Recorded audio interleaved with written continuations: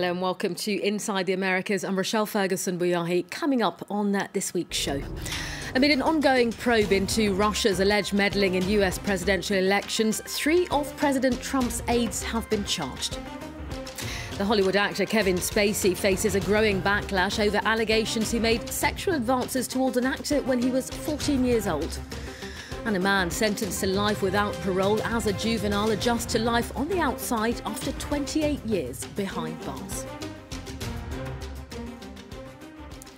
But first, police are continuing their investigations in New York following a deadly truck attack in the city. Several people were killed, others seriously wounded when a man ploughed a pickup truck into cyclists and pedestrians in Lower Manhattan. Well, police have identified the suspect as a 29-year-old man. He was shot in the abdomen by police after exiting the truck.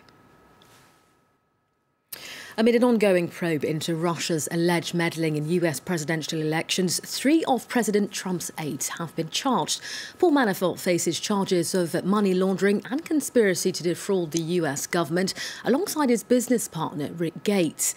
Well, meanwhile, George Papadopoulos has admitted lying to FBI agents over his Kremlin-linked contacts.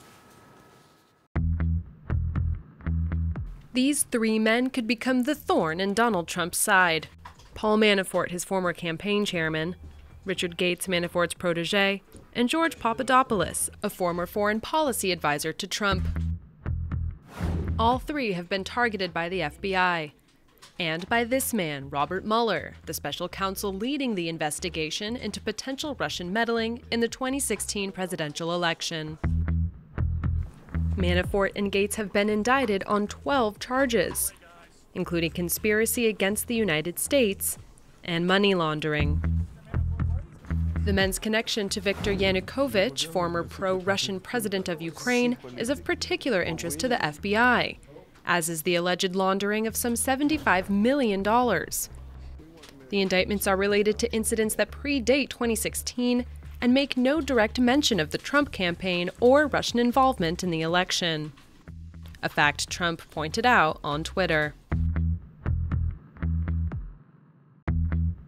But George Papadopoulos, Trump's ex-foreign policy advisor, may be the most politically damaging for the president.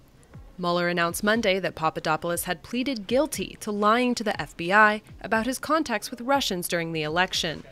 The White House has minimized the role Papadopoulos played in the campaign.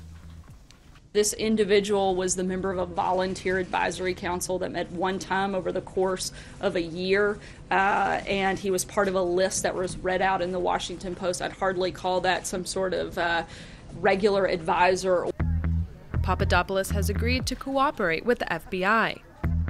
There is still no concrete evidence of collusion between Trump and Russia, but the indictments show that Mueller has taken a broad view of his mandate to investigate potential Russian election meddling.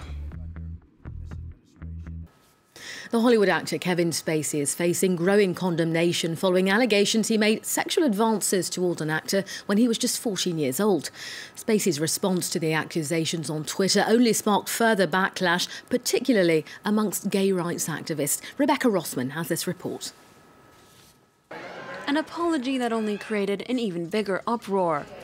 It all started on Sunday when BuzzFeed News published an exclusive interview with Star Trek actor Anthony Rapp, saying he was inspired by women speaking out about sexual misconduct in light of the Harvey Weinstein accusations. Rapp came forward with a story about receiving unwanted sexual advances from 2-time Oscar winner Kevin Spacey at a party in 1986. Spacey was 26 years old at the time, Rapp only 14. Responding to the allegations on Twitter, Spacey said he didn't remember the incident, but sincerely apologized for what he said would have been deeply inappropriate drunken behavior. He concluded his apology by coming out as gay, but many have questioned not only the timing of the announcement, but what it may have been trying to imply. I'm incredibly disappointed that Kevin Spacey has used this situation to come out as gay. It suggests that there is a correlation between his sexuality and his alleged misconduct, and there simply isn't. So this really doesn't help any of us in our fight for equality. It actually just plays into the hands of those who would continue to marginalize us. Other Hollywood actors, including Billy Eichner, Rose McGowan, and Wanda Sykes, have come to Rapp's side. Reacting on Twitter, LGBTQ activist and podcast host Dan Savage rejected the apology, stating there's no amount of drunk or closeted that excuses or explains away assaulting a 14-year-old child. Coincidence or not, on Monday, Netflix announced it would be cancelling its hit show House of Cards, which Spacey is the star of, after its 6th season. The number of the week is 28. That's the time that one man served behind bars for his involvement in a gang killing in Detroit. Bobby Hines was sentenced in 1989 when he was just 15 years old. But now, thanks to a Supreme Court ruling banning mandatory life without parole for juveniles, Hines is out. Alexander Alcott reports. Out in society for the first time as an adult, Bobby Hines was put behind bars as a 15-year-old schoolboy. Now 43, he must start his new life as a free man. I would always tell them guys in there, every day, I'm going home. Hines was sentenced to life imprisonment for being a ringleader who provoked 2 other teens to commit murder over a drug debt. He was released following 2 Supreme Court rulings that ban mandatory life without parole for juveniles, ushering in a wave of new sentencing hearings across the nation. As grateful as he is, he knows he's starting over with no money, no job history, and no experience living as an adult in society. But he bears no ill will towards those who imprisoned him. I'm angry at myself for allowing my ignorance to lead me down that road. One of those taking a keen interest in Bobby Hines' release is Valencia Warren Gibbs, who says she'll help him find a job. She's also offering him forgiveness for killing her brother, James. I just wanted you out. Right. I wanted this over. Right. I wanted you to get beyond that. Hines' release conditions include regular visits to his parole officer, as well as restitution payments to the family of his victim. Social service groups and families are rushing to help the hundreds of other inmates like Bobby Hines, who've grown up in prison and will now have to find their own way on the outside. Next, time for some other news from across the region. 3 of Venezuela's largest opposition parties have vowed to boycott municipal elections in December. The multi-party Democratic Unity Coalition says the election system is biased in favour of President Nicolas Maduro's ruling Socialist Party. President Maduro insists the system is trustworthy. Mexico has been commemorating the Day of the Dead this week. The holiday is dedicated to those who've died and takes place in the first days of November. This year, the day took on particular significance following the 19th September earthquake, which killed 370 people. And contestants in the Miss Peru pageant have this year broken with tradition, turning the beauty contest into a protest highlighting violence against women. The 23 finalists in the televised competition gave voice to thousands of women who were victims of harassment, sexual and physical abuse, as well as murder. According to statistics, Peru remains one of South America's most dangerous countries for females, with 82 women murdered so far this year.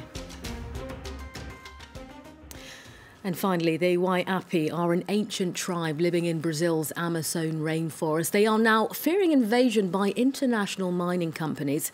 And now younger tribe members are turning to social media to try and protect themselves. Armed with bows and arrows, these Waiapi tribespeople are preparing to defend the pristine corner of the Amazon rainforest they call home. With rich deposits of gold and other metals hidden underfoot, they fear an invasion by international mining companies. We don't want this mining on our land. We will never want it. We are here. This nature is ours. In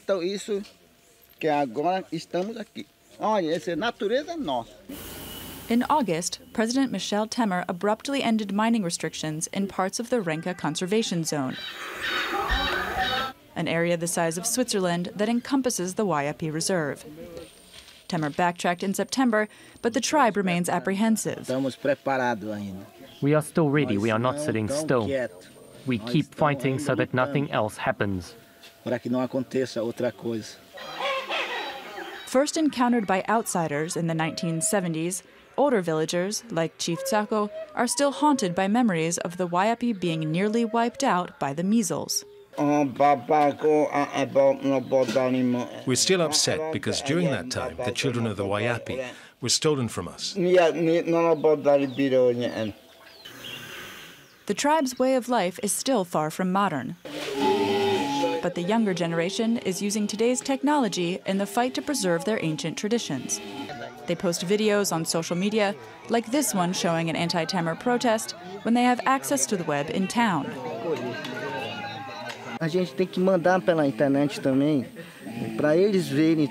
We need to get this on the internet so that people can see our way of life. We're very worried. We're increasingly taking care of our indigenous land here.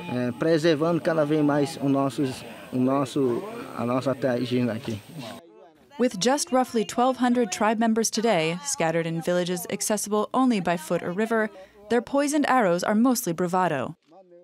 The people may now be vaccinated against the disease that once almost destroyed them, but the precious land they live on remains at risk.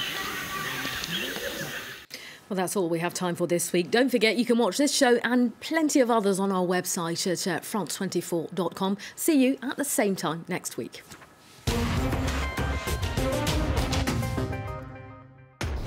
Across Africa, presented by Georgia Calvin-Smith.